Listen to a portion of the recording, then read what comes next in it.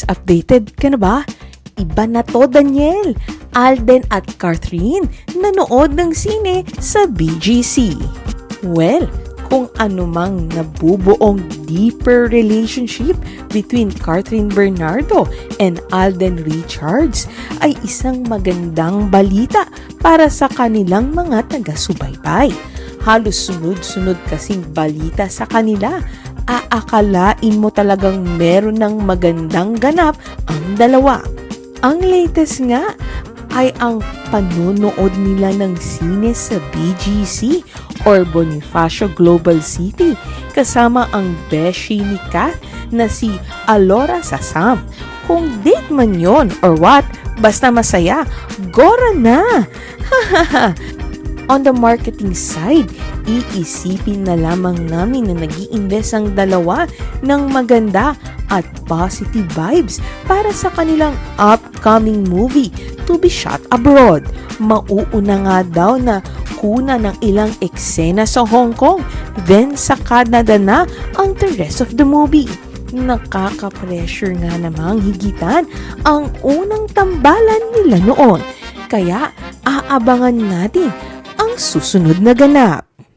Well, kung anumang nabubuong deeper relationship between Catherine Bernardo and Alden Richards ay isang magandang balita para sa kanilang mga taga-subaybay.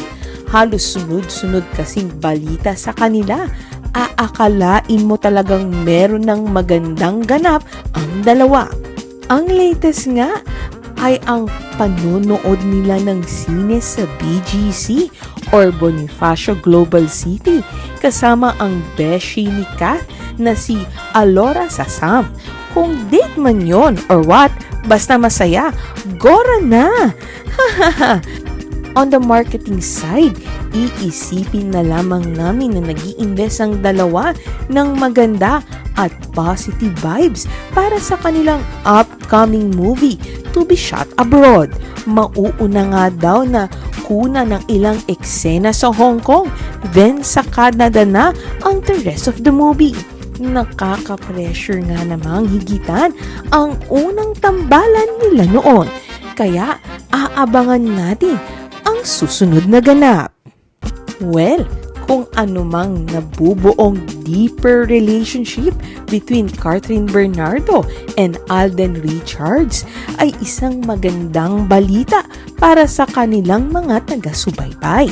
Halos sunod-sunod kasing balita sa kanila. Aakalain mo talagang meron ng magandang ganap ang dalawa.